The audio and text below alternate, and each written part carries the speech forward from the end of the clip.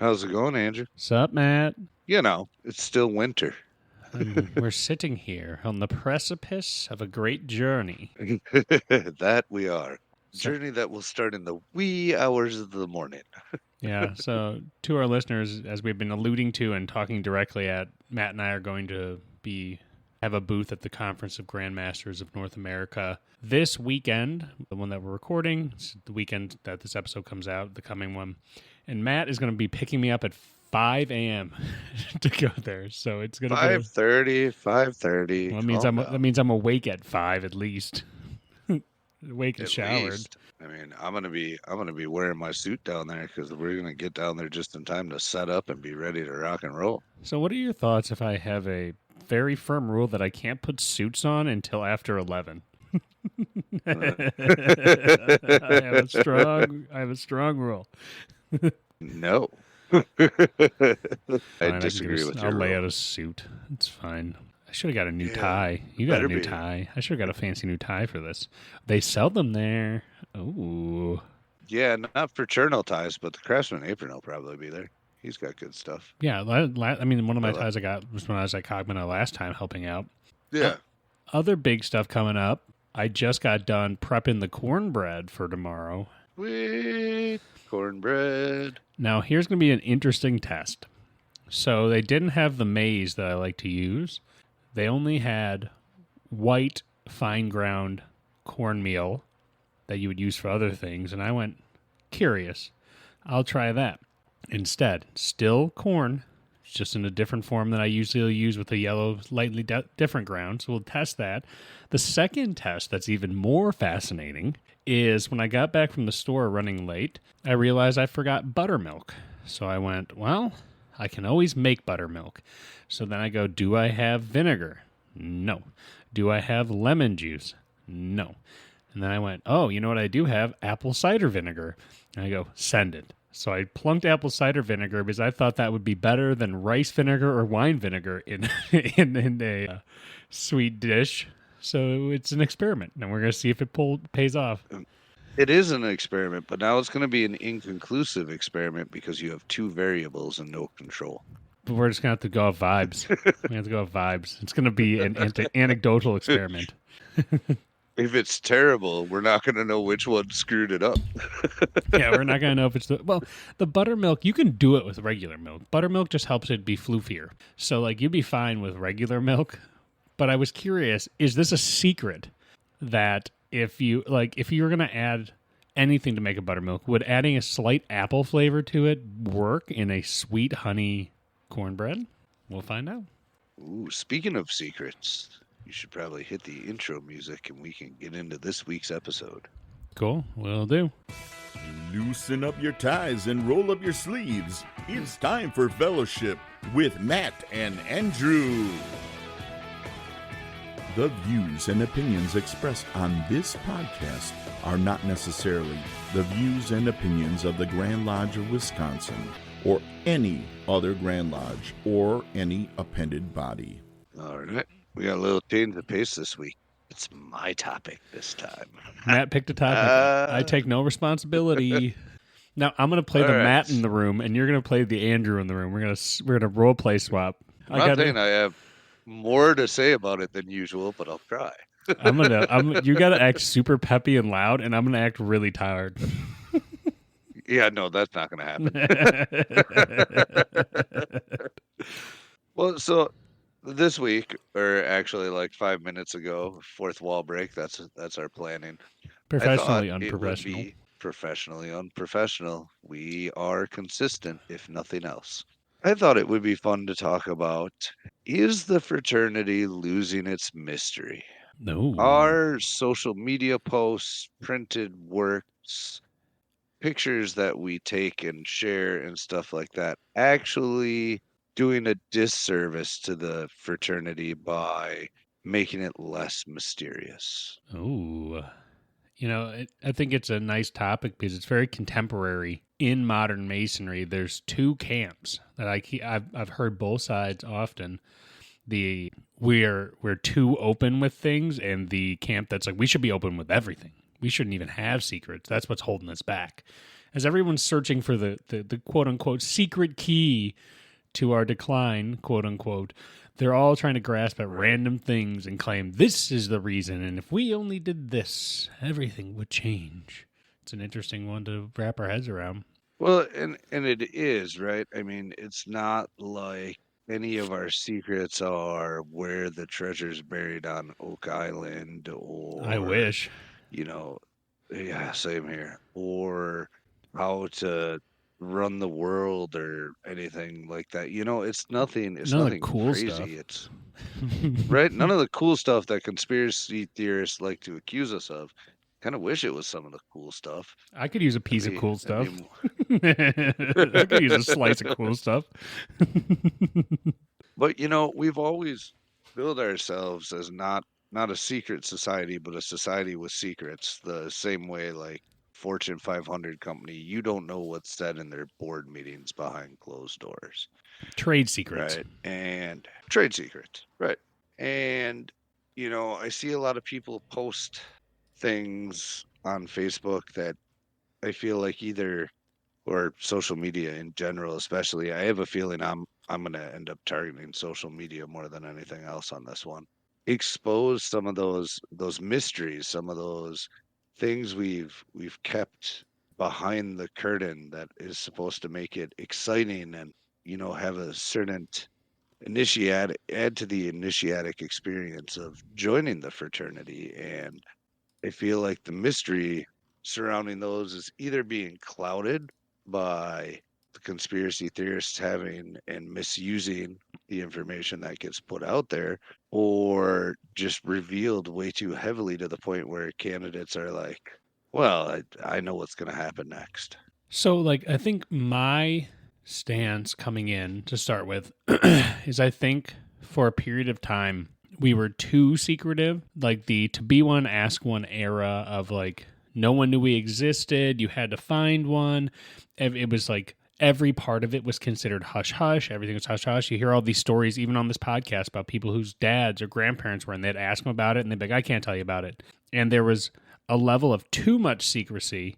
And then I think we've been making improvements of trying to remove the right things that don't need to be kept secret, meaning like you can show off what you're doing and you can show off like the things that are publicly facing. But then I've noticed in the last 3 or 4 years especially, a drift where we're starting to reveal what I would say is like, no, don't throw the baby out with the bathwater. Like we're starting to expose stuff and we're starting to desanctify our spaces and opening it up to filming, photography, and tons of stuff when we're in a tiled space. And to me, if the lodge is tiled, that means no photos, no videos until it's untiled or within reason. You know what I mean? And I've been seeing that start to degrade. And even recently, I was on social media and I saw pictures taken not of anything explicit, but within a degree. And I was like, dude, I was like, come on, we got to maintain some level of like seriousness and sacredness around it. Not everything needs to be on social media. And we live in an era where you can't do anything without it being photographed and put on social media. And this is coming from your former social media guy. Right. It is, if somebody's getting an award in lodge, take a picture of them receiving their award. Fine. But everybody's walking around now with essentially a high-powered computer that has a high-powered camera on it with instant access to the internet to post whatever they want. And I think just as a society in general, even outside of Masonry, we've gotten a little loosey-goosey with what we choose to film and what we choose to take pictures of and what we choose to post for other people to see. People are so obsessed with just taking pictures of everything. Nobody asks anybody's permission anymore. You could be in the background of 8 million pictures out there for all you know, because people are just snapping pictures constantly all over the place. And I personally, I don't care if I'm in the background of your picture, right? But we go about this with reckless abandon, it seems now, and that's starting to creep into Masonry. And I think we maybe need to address some of the, like, as a fraternity, the etiquette about and educate our members on the etiquette of when it is and isn't appropriate to be taking pictures and what it is and isn't appropriate to be taking pictures of. Because we all know what happens in those ceremonies, right? But a picture at the wrong moment could be used by conspiracy theorists in against us, right? Misappropriating it And and recontextualizing it and then claiming it's something that they decide to. Here's what pisses me off. There was a couple of years ago where some member of a lodge in Arizona was going through the degrees and he snuck a camera in and he filmed the whole degree. And recorded it. And everybody lost their shit. All these Masons were like, the audacity, guard the West Gate. How dare someone be filming in the lodge? What were they thinking? This is unacceptable. And then now I'm watching Masons film inside lodge themselves. And I go, right. But they're like, well, I'm doing it for good purposes. Like, I want to record the education, or I want to do this, I want to do that. And you're like, no. You're like, you are doing the same thing. You're just not trying to use it in a harmful manner, but you are just as equally revealing our sacred space, which is supposed to be a safe space. That you're like, this is a space where we can enjoy the fact that we are closing out the outside world and we're tiling the door with a guy with a sword to say, we are closing off the outside and we're going to retreat into our sacred space to relax and to do our business. And then someone's like, but what if I can bring the outside inside? And you're like, no, it's sealed. We sealed it. If I had my way, there wouldn't even be phones allowed in a sealed lodge room. I wouldn't have a problem with that. You know, especially when we're doing degree work, I typically leave it out of the room just because I don't want to have the distraction. But, you know, Right Worshipful Jim Hall, Traveling Man Masonic Podcast, always calls lodge his fortress of solitude. And we're letting things inside there that don't belong there. And, you know, I think part of the problem is, and you said that pisses you off, and that pisses me off as well. But one of the other things that pisses me off, and I don't know how many times you've had somebody say this to you, I've had people say it to me plenty. Well, all the secrets are out there already, so what does it matter? Yeah, and you know why it matters? Because, yeah, I hate that. That always to me, I'm like, you took an obligation. It does not matter if other brothers who did not listen to their obligation violated it and released it to the world. That's not the point. The point is that you do not participate in that demystifying. Because if you continue to add to it and you normalize it, then instead of just some fringe people and some small books and some whatever exposés are out there, you're actively contributing to the demystification of Masonry. And I know that in our jurisdiction, that grip signs and word to the only information not to be revealed. But that's fairly vague, right? What are words? Right. I would argue that words mean any specific on ritual. The words used in them, especially if they're ciphered. If they're ciphered words, that's how we've always interpreted it. If ciphered, that means we are intentionally not revealing it. But our obligation speaks more directly and says there are other things that we ask you not to reveal, even if you're not Masonically going to go to a Masonic trial over it. How much do you respect your obligation? And if you respect your obligation and you consider what makes you a Mason, you're holding to your obligation, then being flippant with the various antics within how we do our trade is a violation of your obligation one way or another. So even if there's not a Masonic punishment, there should be a moral punishment that you should feel bad about. Because you're subtly violating your obligation when you give up on that type of stuff. Well, you are, and sometimes I wonder if it's, and I don't know if you ever ask yourself this, but sometimes I wonder if it's apathy or laziness. Like, I think it's apathy more than anything. It's not taking it seriously, because I don't think it's laziness. That's like, well, I want to take a picture. It's the fact that it doesn't matter to them, or they do not think that it is valuable or important. They do not recognize that this is something that we hold to as a part of our experience as Masons. And they just go, well, what's the big deal? Right. It's good content. Well, the big deal is, right.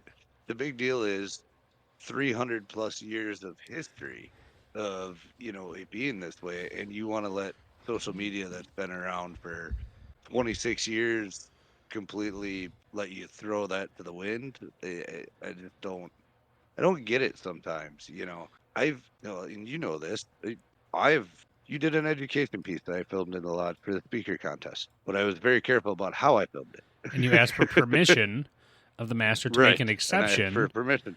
Yep. Right. Yeah, and that's the thing is, it's like, if you call informal and you are making us like a time to do a quick picture at the front of the room of someone receiving an award. No biggie. Right. But if you're just photographing in the middle of ritual, like I'm staring at a picture right now of one of our brothers doing a charge. And I'm like, okay, well now you're taking pictures during a ritual. I don't care for it. And, I'm not afraid to say I don't care for it because I've talked to brothers, and some of our listeners probably know that I've come up to them when they've taken a picture in a lodge and said, like, hey, man, I know you didn't mean harm. It's not a huge deal, but I would ask you not to do that, please. And it's like, well, I didn't get anything important in there. It's like, no, but that's where the slippy slope starts. It's the comfort level. Right. I can take pictures without asking for permission. Pictures aren't a big deal as long as I frame it in the right way. Then it doesn't show much, right? And that's where the negotiation begins, in the self-negotiation. It's fine if I do this. It's fine if I do it a little bit like this or like that. And then suddenly you're like, I'm videotaping the whole thing. And you're like, oh, no. I mean, you can say it's slippery slope fallacy, but I've seen the fallacy happen in real life.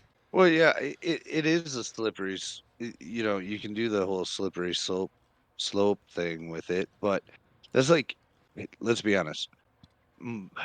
Not every situation is an actual slippery slope argument. However, there are a lot of situations that can become slippery slope applies to, and apathy and laziness. Not to try to bring laziness back into this, but apathy and laziness are two things where I feel like the slippery slope argument actually applies.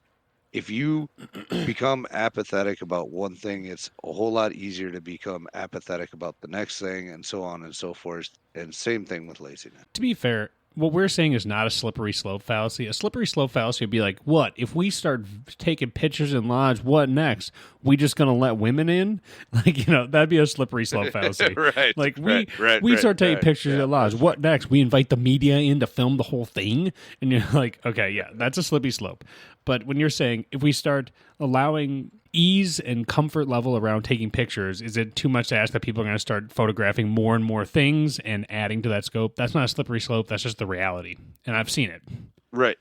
Well, and I want to circle back to a point that I feel like we didn't touch on enough, in a point that maybe will really drive it home for certain people. We've all seen doctored photos with Photoshop and everything else, and that's only getting better with AI being able to make enhancements to photos and stuff like that. So why would you risk taking a picture of something that could be taken out of context by somebody meaning to do ill to the fraternity and put with completely different captioning and whatever else, or a video with spooky music set to it, and just give them the ammunition they want? Unintentionally, obviously, but it's so easy to give them the media for them to use to try to make their point, even if it's not, it wouldn't make their point in the context of the situation, but you don't have the context of a situation in a picture. And a picture can be doctored to have it completely taken out of context. And you can say it means whatever it wants. I mean, I'm staring at a picture right now of a brother in due form receiving a thing in the middle of a degree. That is unacceptable, and I would consider that un-Masonic. And I can't continue to look at these pictures because they are making me a little bit angry. So in the sake of circumscribing my passions, I'm going to stop looking at them. That's probably a good call. I saw them as you were sending you the pictures. Yeah, reminding me of some of them, and I was just going, oh God. But that is a massive overreach when you're taking pictures of the exact way that we do our things. That is unacceptable. Right. And that is demystifying Masonry, and it is a violation of your obligation if you take it seriously. And you can come at me. I'll be honest with you. Right. Yeah. And I can point to it in your obligation. Right.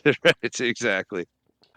Some of these, as I'm looking at them, I know exactly where they came from. And I scrolled through pretty fast, and it didn't really stop to think about some of them. But now in the course of this conversation, looking at some of them again, I'm like, oh my God, why? Showing preparations, how we prepare candidates, showing people how we're doing our degrees, what it looks like in a degree, various parts of it. Why was any of that? Considered appropriate to share?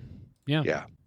It is and I know the type of people who take these pictures, they're the same ones who go, I think we need less mystery in Masonry. I've talked to people who've said that very strong opinion that they go, this is our problem, is that we have anything mystery. It should be an open book. And then I go, but then if it's an open book, then it's like, why would anyone come when you can find all the secrets and you can get the full quote unquote experience by watching a video and just saying, look at me, I'm also a Mason.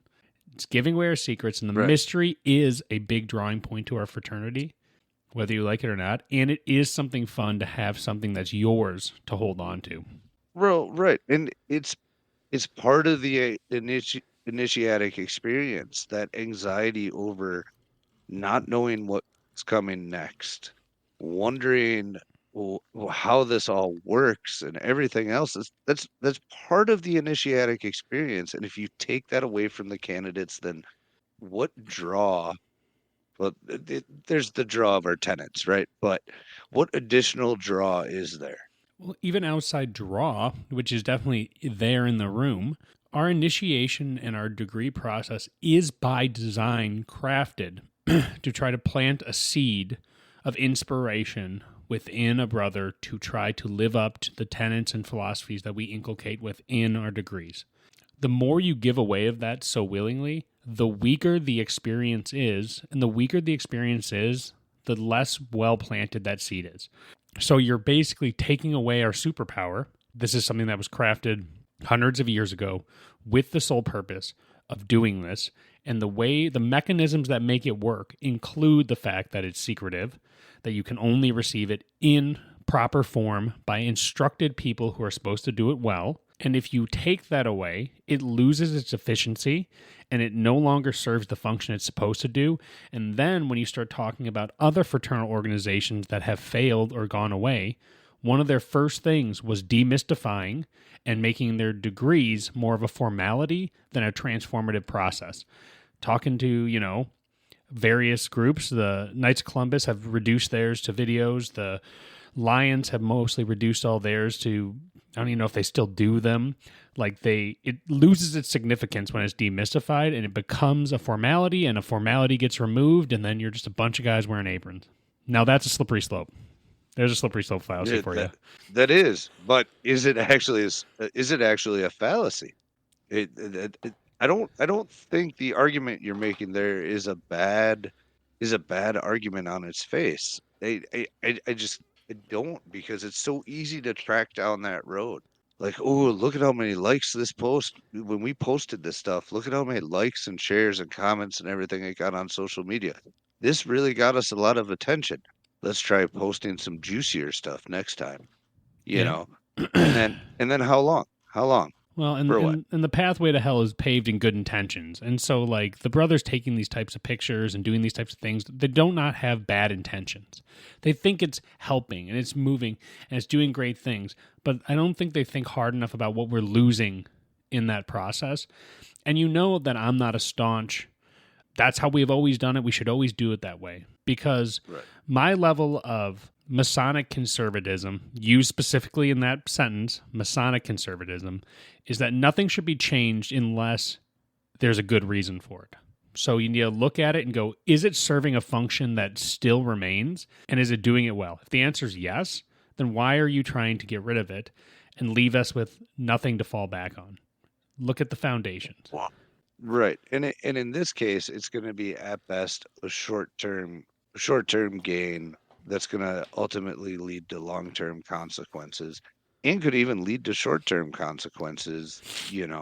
It's not worth it. It's not worth it. Not only does it violate your obligation, the payoff is not worth the price. And yes, in our obligation, not even the obligation, we say that grip signs and words are the only information not to be revealed. We have watered it down to that point and said that's enough. And we go, okie dokie, good, fair enough. You're not going to get suspended over it. But I would say that on a honor level, as someone who takes their word seriously, it would be a violation of your word. Because in your obligation is spelled out pretty clearly what you can and cannot do in what situation, where, when, and how. And if you start to think about it hard enough and go, am I putting it on something that can be read and viewed? Oops. Sounds like it. Hate to see it. But moving off of social media. Hold on. I want to touch on this. I want to, yeah, I am riled right now because I keep looking at some of the pictures he sent me, and I'm going to try to keep myself circumscribed here. However, this one picture, the very last one you sent me, That's the worst. that's the worst. That came super close to giving away one of those three things that you just mentioned are the three things we absolutely say we can't. Yep. Yes, indeed.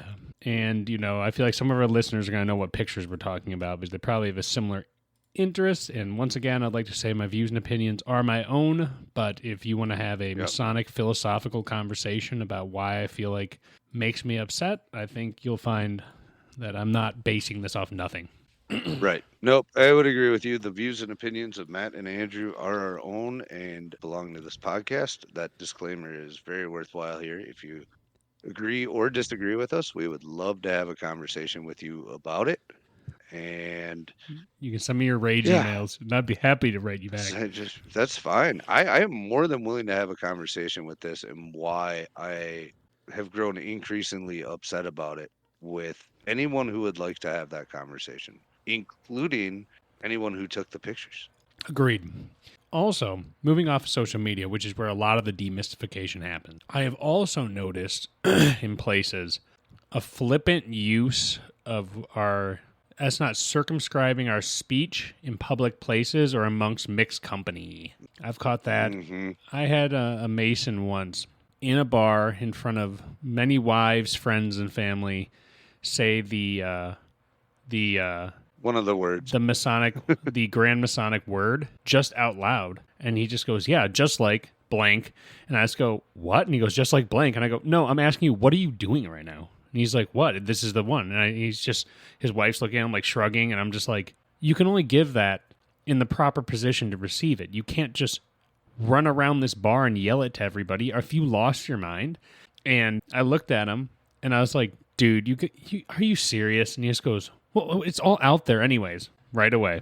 Same argument. Yep. And I go, I don't care, man. And then I kind of it soured the conversation. And then I just was like, all right, I'm going to go get a drink. And I just walked away. I was like, dude, this is like this thing I'm talking about. People are not being trustworthy with the secrets of Masonry and saving them in the repository of their hearts and holding true to their Masonic obligations sometimes, not all the time. And when that happens, I think it's another erosion of the mystery that we try to inculcate within our craft. Well, I agree. And, not being able to be trustworthy with some of that stuff makes me question what else I can't trust you with. And part of the whole point of this fraternity and part of the whole point of our obligations is to be able to trust each other implicitly and be brothers, right? And when you start eroding at that, you erode at one of the most important values that Masonry is supposed to teach us and one of the most important things that is supposed to unite us together as a brotherhood. Being a man of your word. And that's the key. They go, why does it matter? It's all out there. It's like, what matters is not what is out there. It matters that you are keeping it, because the lesson is not in the fact that we're trying to hide it necessarily from the world, which is nice to have so that we can have a good initiated experience. Part of it is teaching you to hold true to your word, especially when sworn in front of all your friends and to God, and then you just flippantly throw it out the window and you go, well, what else could I trust you with? You that's the most intense version of a promise. If I came up to you and said, hey, I got something going on, don't tell anyone, that's less extreme than that. What are you going to do? Well, and, that whole, well, it's all out there already. I'm sorry. I don't accept an excuse from my 4-year-old. Well, this other kid was doing it, so I did it. And I definitely won't accept that excuse from a grown man. For real. And, it's like we have become so casual in the fact that we're trying to be a little bit more transparent, which is good. And when I'm talking to listeners who maybe aren't Masonic, we're saying transparency. We're not saying about our conduct and behavior. We're saying just about our trade secrets. No one's holding the fact that someone did something vastly inappropriate or illegal for, any means or whatever whatever dark secret you want to put on us. That's not what we're talking about. I'm talking about very trivial, stupid things that you should never have to share, because for the most part, no one cares, because it's our trivial secrets, our very trivial, very mundane. Any secret you want to find, you can basically look up any book on virtue ethics and go, that's what they're talking about. You just don't get to see the clothing we put it in, and that's ours. Our clothing that we address our philosophy in is ours. You can find that in our philosophy in any good book on virtue ethics. But the way we teach it is ours. And it's not yours. Right. You have to earn it rightfully by joining a lodge. Right. For sure. I 100% agree. Sorry, I've emotionally. I'm like coming back down. I got amped up there for a second, and now I'm like coming back down, and my brain is my function is slowing at the moment. I'm still amped. I can still see this picture on my left. I'm still amped. Well, this last one you sent me wasn't quite as bad as the one right before it. So since I can't see the one right before it anymore, I'm a little happier. Yeah. But, I think that's the other thing is like, keeping your thoughts, words, and deeds in order, making sure that, that you're not telling your close friends, telling this. It's like there is something sacred about creating an atmosphere of trust and a secret you share amongst your buddies. It bonds you together and does all this. And like, if you have candidates come in and, I've heard people be over-explaining things to them as well. It's like, let them have a little bit of mystery, something to look forward to finding out. Right. And I feel like, I don't know about you, but I was really anxious before my first degree. And I think that's part of the experience. I think that's an important part of the experience. Well, when you think about the use of rooms of chamber reflection, that's to make that worse. That's its function. Right. Yeah. Yeah. I mean, it's part of that, though, is facing that anxiousness, facing that fear of not knowing what's going to happen and overcoming it, right? That's a huge, huge part of an initiatic experience and even just a rite of passage, right? And you can't deny someone that. Like, you shouldn't deny someone that. That's part of what makes Freemasonry great. 100%. And that anxiety, or, probably lesser so, I would like to believe no one's like truly fearful. But that anxiety and that discomfort where you're worried, it puts your mind in a very sharp focus place where you're paying attention. And that's the purpose, is that during our degrees, especially the initiation, your mind is put in a place of going, I don't know what's going to happen, and you are anxious or concerned. I was kind of chilled. I would say I describe myself as more excited, but I think nervous is kind of in there. My heart rate was definitely elevated. And right. That puts your mind in a state to try to remember. It focuses. And so the lessons that we teach can hopefully, fingers crossed, for once in their lives, stick because you are focused and you can actually open your mind and your heart to the philosophies and the lessons that are inculcated within our several degrees, or our 3 degrees.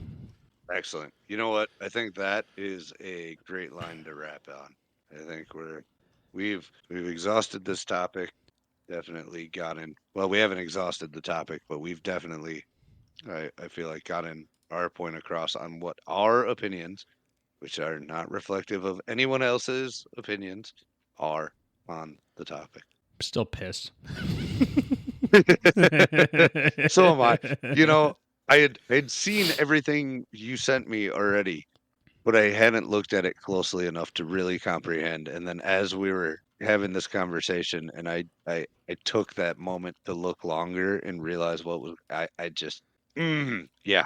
So for our listeners, This was not like actually where we planned to go with this, because I sent Matt maybe a message like a few days ago, like 4 days ago, and was like, dude, did you see these pictures that I'm looking at? I was like, this is insane. And then he's like, oh, yeah. And then I forgot about it until you decided to talk about demystifying masonry. And somehow it came back into my mind. And I was like, wait a second. And I pulled them up, and now I'm mad again. We didn't come here with an agenda. We didn't come here to go, this is going to be a burn piece. We're mad. It just kind of happened. Unintentionally. It did kind of happen, but you know what? I think we're rightfully mad, and I think there will be people out there that agree with us. I think there will be people out there that disagree with us, and I will have conversations with both both sides of that because I enjoy having conversations either way. Yep. So Everyone's entitled feel to their free to bring opinion. us your comments. You know, if you are someone who wants to try to assume you know what pictures we're talking about, don't assume and don't go trying to say, "Oh, I know what they were talking about." Yeah, you probably do, but you don't know for sure. Yeah, we don't know. It could be anything. I could be looking anywhere in the world. But at the same time, too, I'd like to say everyone's entitled to their opinion, but you also swore an obligation. So there's that. Right. Yep. All right. That's where we should leave it. All right, we're going to bring you some great content from the Conference of Grandmasters of North America, starting with next week's episode, because we'll be recording these over the weekend. If you need to get a hold of us, especially after this emotionally charged and rantful episode, our email is timeforfellowship@gmail.com. Come at me, boys. We're here. We're ready. timeforfellowship@gmail.com. We will also take Facebook, Instagram, and TikTok messages. So feel free to reach out to us any way you'd like. Cool. Have a great one, everyone. Take care, y'all.